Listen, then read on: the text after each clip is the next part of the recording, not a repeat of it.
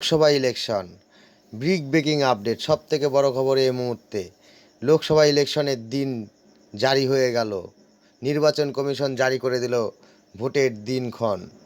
7 দফায় মোট ভোট হবে।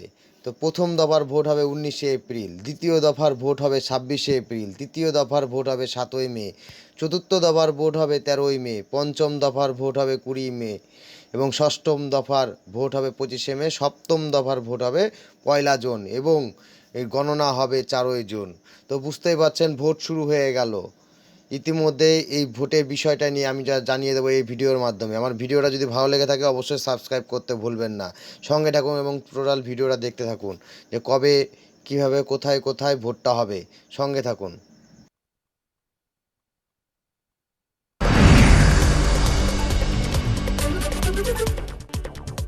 বেঁচে গেল ভোটের দামামা। লোকসভা ভোট এবার 7 দফায়, নির্বাচন শুরু 19শে এপ্রিল। বাংলায় ফের 7 দফায় ভোট। বাংলা সহ উত্তরপ্রদেশ, বিহারে 7 দফায় ভোট। 4 জুন ভোট গণনা। লোকসভা ভোটের সঙ্গে দেশজুড়ে 26টি কেন্দ্রে উপনির্বাচন। রাজ্যের 2 কেন্দ্রের বিধানসভা উপনির্বাচন। 19শে এপ্রিল প্রথম দফায় উত্তরবঙ্গে ভোট। প্রথম দফায় কোচবিহার, আলিপুরদুয়ার ও জলপাইগুড়িতে ভোট। 26শে এপ্রিল দ্বিতীয় দফায় রায়গঞ্জ, বালুরঘাট ও দার্জিলিংয়ে ভোট। 7ই মে তৃতীয় দফার ভোট হতে চলেছে মালদা উত্তর, মালদা দক্ষিণ, মুর্শিদাবাদ ও জঙ্গিপুরে। 13ই মে চতুর্থ দফার ভোট হতে চলেছে বহরমপুর, কৃষ্ণনগর, রানাঘাট, বর্ধমান পূর্ব, বর্ধমান দুর্গাপুর, আসানসোল, বোলপুর ও বীরভূমে।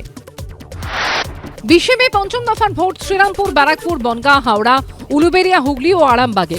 25শে মে ষষ্ঠ দফায় ভোট পুরুলিয়া, বিষ্ণুপুর, মেদিনীপুর, ঝাড়গ্রাম, কাঁথি, তমলুক ও ঘাটালে। সপ্তম দফায় লোকসভা ভোট 1 জুন। ওই দিন ভোট কলকাতা উত্তর, কলকাতা দক্ষিণ, দমদম, বারাসাত, বসিরহাট, জয়নগর, ডায়মন্ড হারবার, মথুরাপুর ও যাদবপুরে।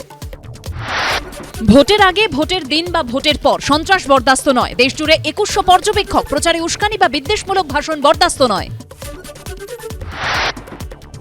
ভোটের কাজে অস্থায়ী ও চুক্তিভিত্তিক কর্মীদের ব্যবহার করা যাবে না। এক জায়গায় 3 বছরের বেশি থাকলে সরকারি অফিসারকে বদলির নির্দেশ কমিশনের। আমরা স্বাগত জানাচ্ছি 7 দফা ভোটকে। আমি ভেবেছিলাম হয়তো 8 দফায় হবে, 8 দফা হলো না, 7 দফাতে হচ্ছে। তৃতীয়বার মোদী সরকার আসবে, সেই জন্য আপনাদের তরফ থেকে আপনাদেরকে আমি আগাম শুভেচ্ছা অভিনন্দন জানাচ্ছি। রাজ্য সরকারের যে অভিমত আমার মনে হয় সেটাকে গ্রহণ করা উচিত ছিল। উত্তরপ্রদেশ এবং বিহার, এই যে দুটো রাজ্যকে একই সঙ্গে নির্বাচন করা হচ্ছে পশ্চিমবঙ্গের মতো 7 দফায়, তাহলে ওরাও সেই কালো তালিকাভুক্ত হলো। নির্বাচন শান্তিপূর্ণ হলে সবচাইতে বেশি লুজার হবে তৃণমূল কংগ্রেস। তাদের ভোট শতাংশ যা এখন আছে, শেষ নির্বাচনে যা ছিল তার থেকে 15% তাদের ভোট শতাংশ কমে যাবে, আপনি লিখে রাখতে পারেন। ভোটের প্রথম দিন থেকে ময়দানে থাকব। হিংসা ও দুর্নীতি রক্ষাই আমার প্রাথমিক লক্ষ্য। মন্তব্য রাজ্যপাল সিভি আনন্দ বোসের। I will be in the field right from day one of the election. My 2 priorities will be to see that violence is ended, corruption is ended in election. That I will do to the best of my ability. I will be on the road at 6 a.m. before others wake up. আমি রাজ্যপালকে অনুরোধ করব, এই ধরনের পাগলা Dasu type statement করে পদটার অপব্যবহার করবেন না। ভোটের দিন রাস্তায় রাজ্যপালের কোনো কাজ নেই। উনি এটা দেখুন যে সেন্ট্রাল ফোর্স যেন বিজেপির ক্যাডারের মতো কাজ না করে।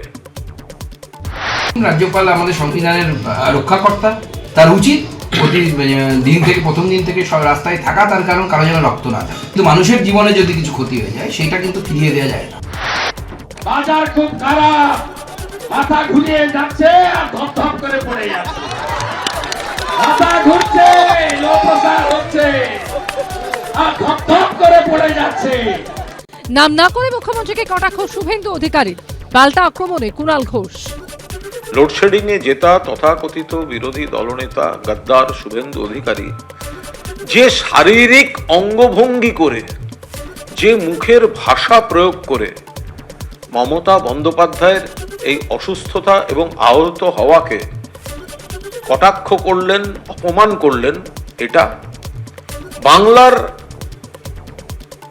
সংস্কৃতির বিরোধী, রুচি বিরোধী।